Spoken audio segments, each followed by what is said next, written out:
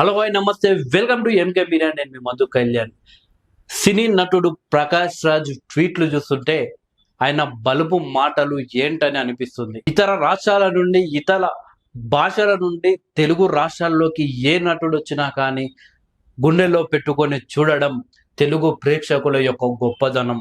వాళ్ళలో నటన ఉందా లేదా మాత్రమే తెలుగు ప్రేక్షకుడు చూస్తాడు, కానీ అతడిది ఏ భాష, ఏ రాష్ట్రం, ఏ కులం అని చెప్పేసి తెలుగు ప్రేక్షకుడు మాత్రం చూడడు. అందులో భాగంగానే సినీ నటుడైనటువంటి ప్రకాష్ రాజ్కి తెలుగులో ఆ రకంగా క్రేజ్ రావడం జరిగింది. ఆయనలో ఎంత టాలెంట్ ఉన్నప్పటికీ ప్రేక్షకులు ఆదరిస్తేనే ఆయన ఒక నటుడవుతాడు, తెలుగు ప్రేక్షకులకు దగ్గరవుతాడు. అయితే మా ఎలక్షన్ లో ప్రకాష్ రాజ్ పోటీ చేసినప్పుడు ఇతర భాష వాడు ఇక్కడ పోటీ చేయొద్దు అని ఒక పెద్ద గొడవ జరుగుతున్నప్పుడు ప్రకాష్ రాజుకు అండగా నిల్చున్నది మెగా ఫ్యామిలీ, నాగబాబు గారు, పవన్ కళ్యాణ్ గారు, చిరంజీవి గారు అని చెప్పుకోవచ్చు. తెర వెనుక కొందరు ఉంటే తెర ముందు నాగబాబు గారు లాంటి వ్యక్తులు ఉండి ఆయనకు సపోర్ట్ చేశారు. అలా సపోర్ట్ చేసినటువంటి మెగా ఫ్యామిలీలో పవన్ కళ్యాణ్ గారిపై ప్రస్తుతం ప్రకాష్ రాజ్ గారు చేస్తున్న ట్వీట్లు చేస్తుంటే ఫ్యాన్స్ కు మాత్రం ఎక్కడో కాలుతుంది. అసలు ఆయనకు సంబంధం లేని ఇష్యూలో ఆయన ఎందుకు వేలు పెడతాడో అర్థం కాదు. హిందూ ధర్మం గురించి పవన్ కళ్యాణ్ గారు మాట్లాడుతూ ప్రకాష్ రాజ్ లాంటి వ్యక్తులు కూడా ఇలా మాట్లాడుతున్నారు, ఆయన అంటే నాకు గౌరవం ఉంది, కానీ ఇది మా యొక్క మతానికి సంబంధించిన ఇష్యూ, మా మతం జోలికి వస్తే మేము ఊరుకోము, ఈ ముస్లింల జోలికి అలాగే క్రిస్టియన్ల జోలికి వాళ్ళు వెళ్తారా, అలా వెళ్తే వెళ్ళాలంటేనే వాళ్ళు భయపడతారు, మాలో యూనిటీ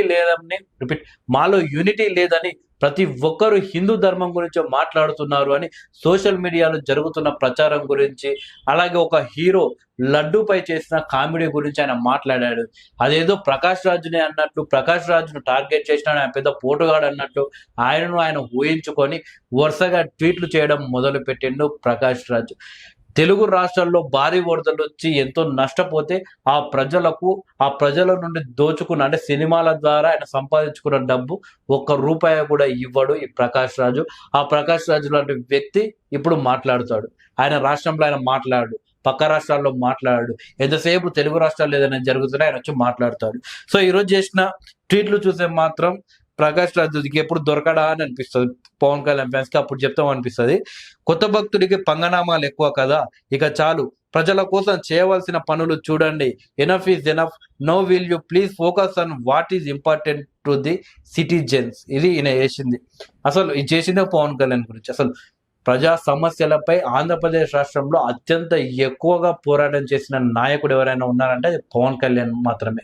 పవన్ కళ్యాణ్ ఒక సమస్య గురించి మాట్లాడిన, ఆ సమస్యపై ఫోకస్ చేసిన, గత ప్రభుత్వం కావచ్చు, అంత ముందుకున్న తెలుగుదేశం పార్టీ ప్రభుత్వం కావచ్చు, అది క్లియర్ చేయాల్సిందే. సో అది పవన్ కళ్యాణ్ అంటే, ఆ కమిట్మెంట్ ఉంటుంది. ఈయన ట్వీట్లు ఎంతసేపు ట్వీట్ అనే కానీ నేరుగా వచ్చి రోడ్ల మీద కూర్చొని ఎందుకు పోరాడాడు? అంత ప్రేమ ఉంటే ప్రజల పైన వచ్చి పోరాడాలి కదా. పోయి కేసీఆర్ గారిని కలవడం, వేరే రాష్ట్రాల సీఎంలను కలవడం కాకుండా ప్రజల కోసం పోరాడాలి. పోయి సీఎంలను కలిసిన అవసరం లేదు. ప్రభుత్వానికి వ్యతిరేకంగా పోరాడాలి. ఇప్పుడున్న ప్రభుత్వానికి వ్యతిరేకంగా పోరాడు తెలంగాణలో, అలాగే ఆంధ్రప్రదేశ్లో టీడీపీ జనసేనకు వ్యతిరేకంగా పోరాడొచ్చి అది ఉండదు. ట్వీట్లో ఫోన్ తీసుకోవడం, ట్వీట్ పెట్టాడు. ఏమంటే నేను నాస్తికుని, దేవుణ్ణి నమ్మను.